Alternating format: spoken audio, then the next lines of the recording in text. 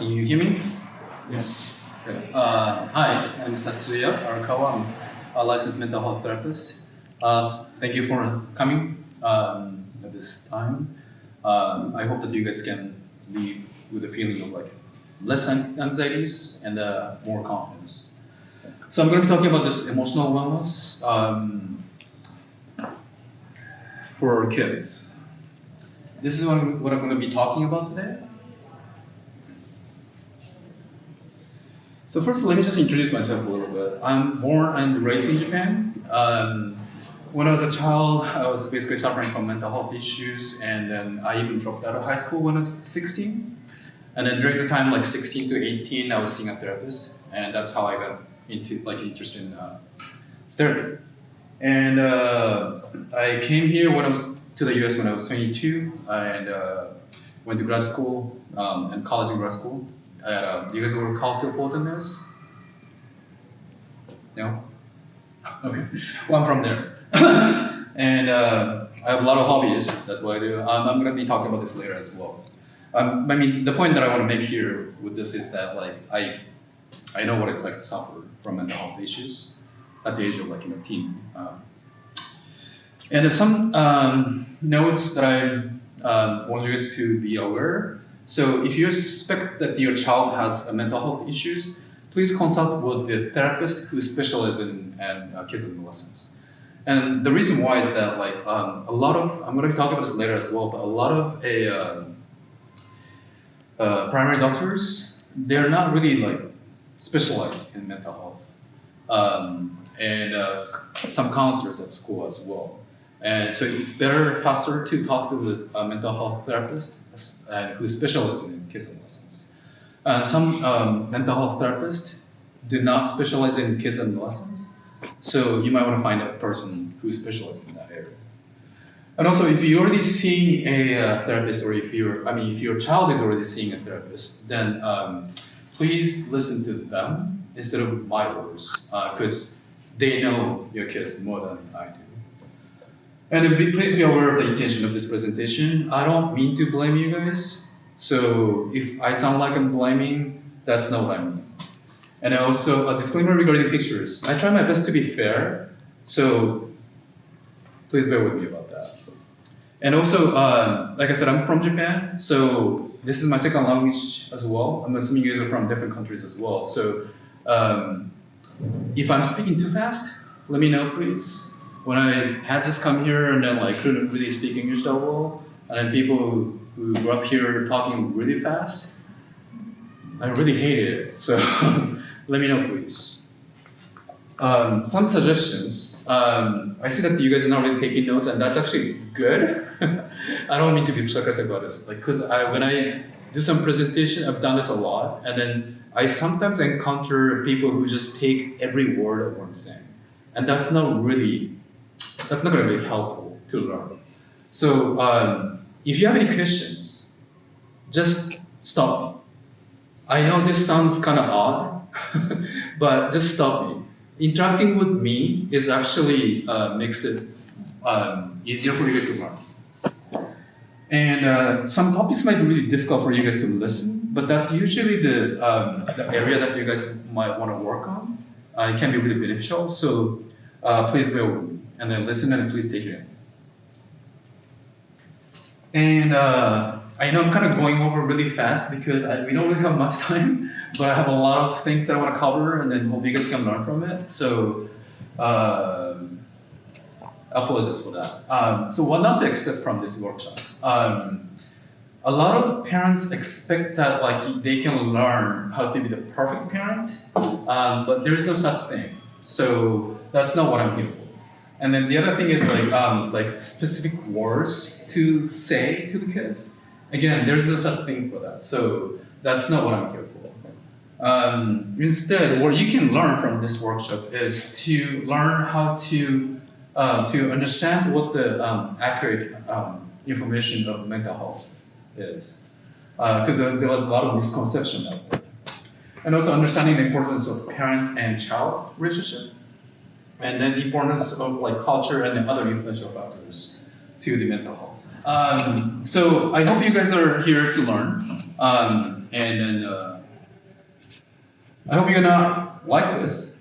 But if you are like this, then I hope you can be less like this. And then you can be. Maybe it's difficult to see, but like he's really angry as well. And I hope you're not gonna be like this after today's workshop. And then I hope your kid is not gonna be like looks really depressed. But I really hope that your kid is not gonna be like this after today's workshop, or less like this, and then more like this. Or maybe you guys already like this. But that's what I'm here for as well.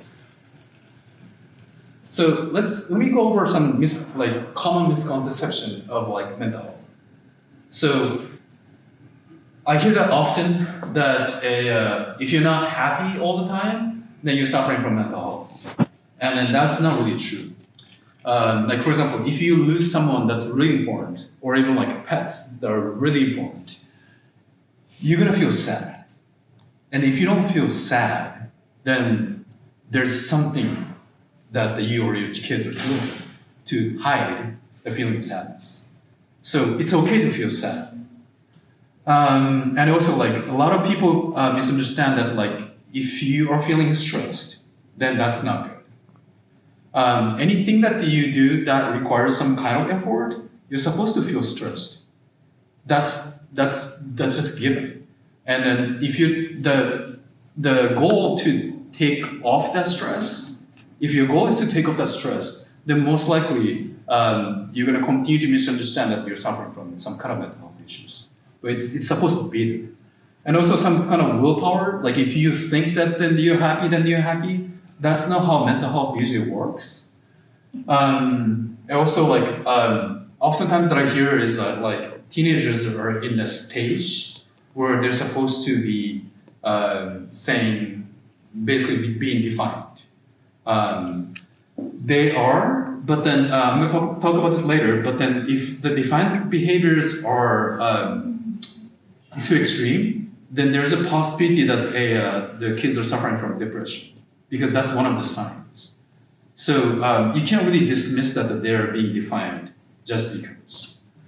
And a lot of people assume that the medication is the only way to solve issues. Well, we are here as a therapist, and we provide therapy to treat mental health issues. So there's a lot of misconceptions, especially nowadays. Social media. Like anyone can post anything there, so that can be really confusing. So what is emotional wellness, anyways? So from the National Institute of Health, this is what they say. So basically, it's saying that stress is going to be there. It's there. Yet, like, how can you adapt to some stress due to life changes? There's a lot of ways a lot of things that you might want to be aware as far as like what the emotional wellness is. The reason why I put out, as I was introducing myself, I actually do a lot of hobbies. I watch a lot of animes, which help me a lot because a lot of kids love animes nowadays. Self-care. Yes, that's really important, and a connection as well. So by understanding each other, feeling understood, that's really good. And also self-compassion. A lot of clients who have to come to my office, it's pretty much given that they don't really know how to be nice to themselves. And empathy. And yes. And a boundary setting as well. I'm going to talk about this later, what you guys can do as a parent. And then how culture can affect mental health. So some disclaimers. Each country and individual has unique traditions and perspective. So I'm not really I'm not really discussing that some parts of the culture are bad or good. I'm just presenting that some traits of culture can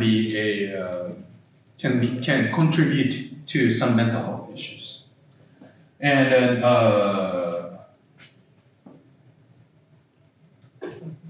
so perfectionism. This can be really a big contribution to some mental health issues because we humans basically cannot be perfect, like at all. We just representation of like imperfection, and yet some kids expect that they're gonna be perfect. So that makes it really difficult to to have a stable mental health. And then oftentimes like culture.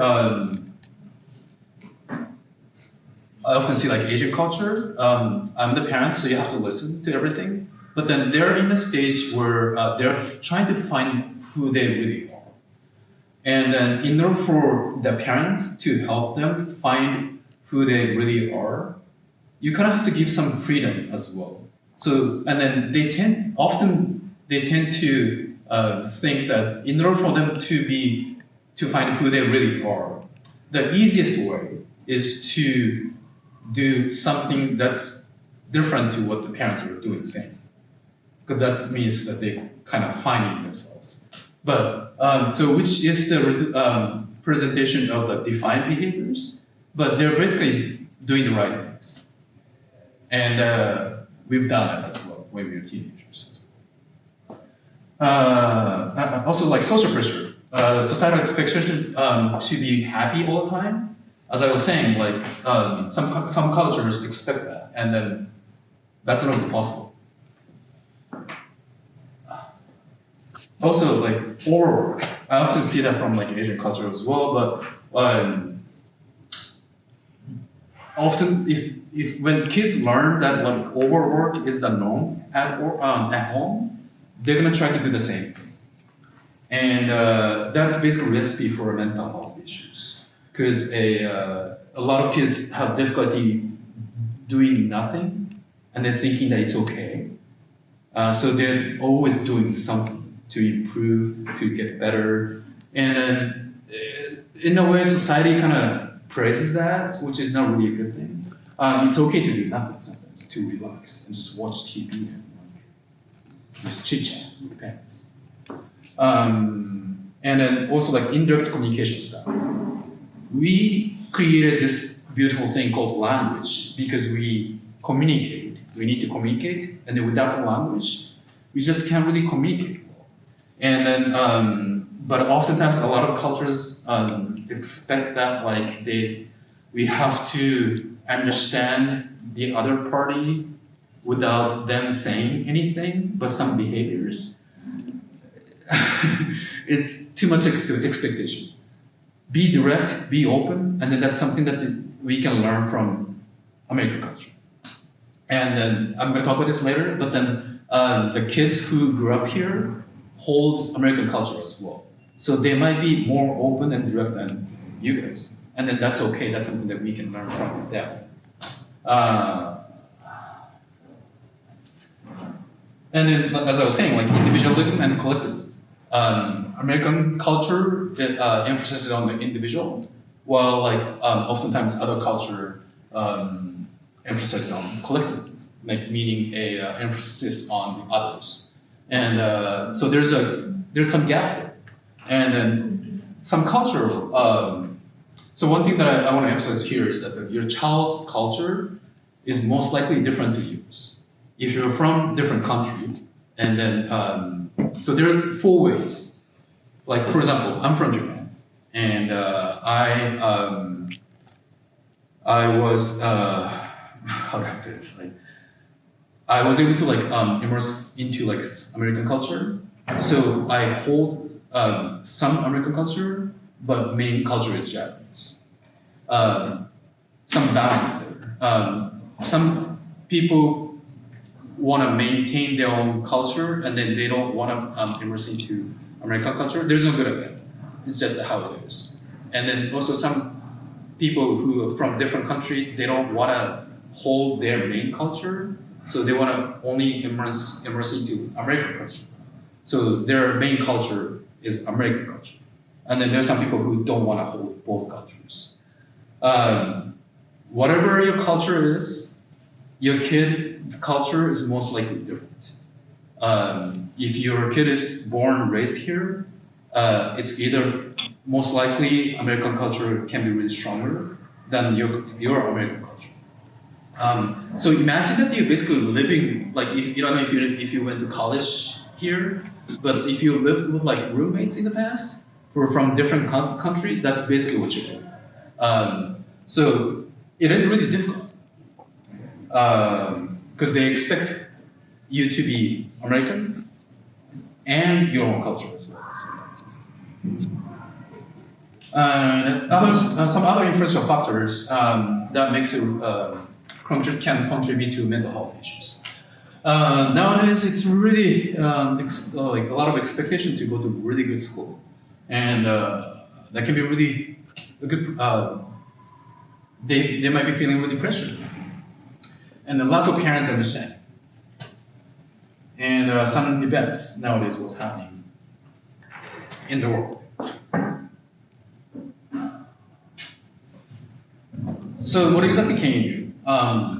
So I'm want to talk about this here, but I want you to understand like if you have a good relationship with the parent, like with the kids, then there's a high chance that like your kids' mental health can be good as well. So it's a reflection of the parent-child relationship.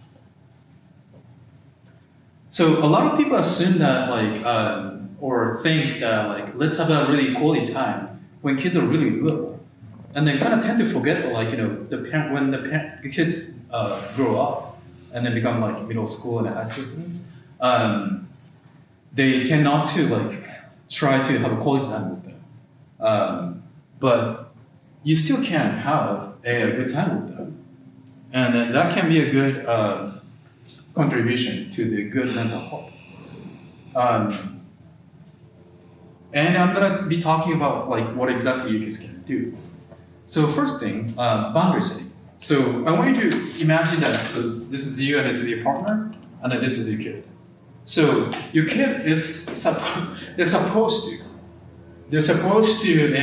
they will do it anyways. They try to cross the boundaries. Can I get this? Can I get that? Can I do this? I want to do this. My friends are doing this, and then you're gonna have to say no to sometimes, and then you're gonna have to say yes to some things. And then they're gonna do some things that you don't want them to do like forever. But they're gonna do it anyways, just like you did before. So the rule setting is really, really important. And then one thing that I often see is if the kids have to see a therapist, is that the parents tend to say either yes too much or no too much. Or the rules that are being applied to the kids at home are not really age appropriate. Like you don't apply the rules that you're applying to the 5-year-old to like 16-year-old. And what's really important is that every now and then, you guys can talk about the rules, review the rules with your kids, and then discuss what can be applied to them, and then what should be applied at this point. Some other boundaries, like emotional boundaries. Like for example, like my kids, they are 9 and 6, and then my oldest, the son, his English is really good, and then he started to make fun of my accent at this point, and then that's not really acceptable. That's rude. So I set a clear boundary that you can't really do that. So emotional boundaries, and then boundaries around personal belongings.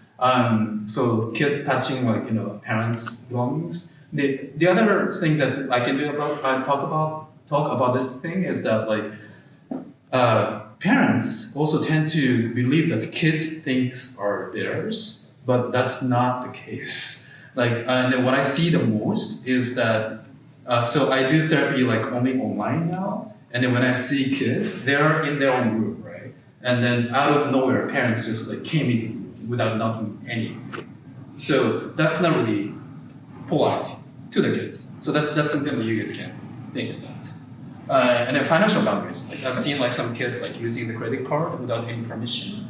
That's crossing the boundary too. And the next thing that I want to talk about is like balance. This is applicable to pretty much everyone, not just kids, but then control, freedom, and then responsibilities. If any of them is imbalanced, it's not balanced well, then oftentimes that leads to the mental health issues. Often what I see is like parents controlling kids too much, or not really giving the freedom much, or kids have too much freedom. And like you were saying, kids trying to dominate you and then be the authority at home, even the parents should be so say this is parents, the child's age like 0. This is the child's control of their own. And then this is the parents' control. When they're just born, they can't really do anything. So parents are basically controlling everything. And then as they age, this is supposed to be decreasing, and then this is supposed to be increasing. But when I have to see the kids' clients, oftentimes either this is too low or too high, especially around this time, like high school, middle school. Quality time. Like I said, you can still have quality time with them. Kids are still kids. Their brain is not going to be developed fully like ours adults. I feel odd that you're here to talk about this, but their brain is going to be developed fully around like 25-ish. So till then, they still have difficult time thinking as logically as we actually can. So they're still kids, play with them. Actually, you can learn a lot from them by playing. And that's the way to connect. The other thing that you guys can focus on is interaction, how to interact with them. I often see parents having difficult time saying, "I'm sorry," to their kids. Just one phrase itself can solve a lot of issues. And then, like I said, respect your kids as a person. If you wouldn't open the door without knocking to your boss, for example. Well, that's anything. If that's your kid's room, then that's your kid's room. You have to go there. And then listen to them. That's what I wanted to focus on. So listen. It's really important.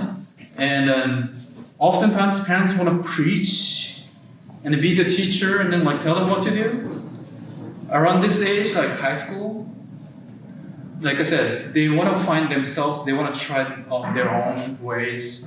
So even if you know that they're going to fail, oftentimes you're going to kind of let them fail and then be okay with it. I know you feel really bad seeing them failing, but that's the way for them to learn. And when you listen, you don't try to say your opinions too much. I know you're living longer than your kids, so you want to say something, but swallow it, please. And especially when you're listening, I want you to listen to their feelings, focus on their feelings. Have you guys seen a movie called Inside Out? No? I guess not. Well, please watch. Inside Out 1 and 2. I recommend to watch both of them. Oh yeah. Thank you. When the first one came out, we therapists were cheering, bravoing. Yeah, the first one came out, we were really excited because oftentimes media portrays, it shows some really misconception of the mental health, but then this one is really, really accurate. That I pretty much recommend this to every client, every person that I know. And then the second one actually increased the feelings. These guys. So it's really important. And then so oftentimes, it's a lot of people have difficult time being aware of the feelings other than anger and frustration. But those are this one. And then anger and frustration are usually there to help you not see the deeper feelings. But by understanding these feelings, you can basically understand your own feelings. And so you can start from this one as well, like anger and frustration, but then there's a sadness, disappointment, anxiety, anxious. A lot of feelings are right here. So when you listen to them, please try to be aware of their feelings. Like for example, what if I can't get A+ in this class? Then you could say, you must be feeling really anxious. And then that's okay to be anxious if you're aiming at A+ all the time. Other key considerations. If you try everything that I presented, and then you already have a mental health therapist for your child, for yourself, and then it still seems like nothing is working, then it is likely that you might be suffering some kind of trauma, that might be coming from your parents. So that's called generational trauma. And if that's the case, then the therapy is really recommended for you to be a better parent. And also family history. Like if you or your cousins, some kind of family members have suffered from mental health issues in the past, then the likelihood increases. And inaccurate information from internet. And then nowadays, even AI. Please be aware that the AI is not right all the time. Because it's still developing. And also, this is really important, how the parents are doing themselves as a couple. If you often have argument with your partner, the kid's brain, again, is not developed yet. And then how the brain is wired is that when kids see parents arguing often, then they tend to believe that it's because of them, it's their fault. And then that's not really good for mental health. So this is really important. So first of all, the fact that you guys are here is basically the sign that you guys are a really good parent, because you guys want to improve your parenting. And I want you to just understand that the parenting is really important. As I myself, I'm a parent, and then I wouldn't say it's easy. You have to be like a police sometimes, and then you have to be a lawyer sometimes, and then you have to be a therapist sometimes, and then you have to be a teacher sometimes, and then you have to be a captain of ship sometimes, and then you have to be grandparents, meaning you have to be really lenient sometimes. So you are expected to play a lot of roles, and then that can be too much. So I hope that you are nice to yourself, and then that helps you basically help your child as well. So I'm gonna be talking about some mental health disorders, because I get asked all the time when I do this kind of presentation. So you might expect that when you hear depression, this is what you expect. But then, like I said, defiant behavior can be anger, can be a sign of depression as well. So, but when it comes to diagnosis, please be aware that just talk to a specialist, please. Do not do a self-diagnosis. So maybe you guys can go over this on your own later on. But the common disorders that I usually see is anxiety, depression. If your kids often complain about a stomach ache, that could be because of anxiety disorder. And then you talk to your primary doctor, and then they can't really find out why. that could be because of this anxiety disorder. Panic disorder, oppositional defiant disorder. I don't think I have enough time for neurodivergence, so if I may have chance again, maybe I can talk about this at the next different workshop. But I'm gonna be doing workshop for Torrance Unified in a few months as well. So if you guys are interested, maybe I can talk about that there. So just because they look okay, it might not mean that like they're okay. So if the behavior is saying otherwise, then maybe please consult a professional. And this is something that I always get asked all the time. So please go over this later. But then different licenses. My license is LMFT, Marriage and Family Therapist. That doesn't mean that I can only do therapy for marriage and family. Like I can do any other course. And LCSW, they can do therapy as well. PhD PsyD, again, they just go. I went to master grad school. They went to the school after master. That's the difference. And then MD, if they're psychiatrists, they are specialized in mental health. But then usually primary doctor is not specialized in mental health. So the NP is a nurse practitioner. They can prescribe medications. So it's okay to ask a little help. Just because your kids are suffering from mental health issues, that doesn't mean that they are crazy.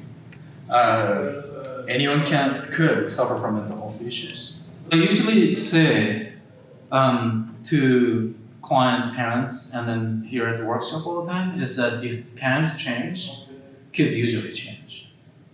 If you expect the kids to change and then tell them what to do, most likely they're not going to change. So, and then if they are on the stage, I mean, hopefully they're gonna be independent, and then they might have to say goodbye to you, and then living in different places. So if they have their mental health is in a good condition, then they can go to their journey on their own. And then can be like this. So basically the port is their parents, and then the ship is the kids. But then if they're suffering from some kind of mental health issues, it can be like this. But you're the port. So accepting them and yet setting boundaries can be really important. Like I said, if the parents change, kids can change. That's pretty much it. Thanks so much. Thank you. Sure. Thank you.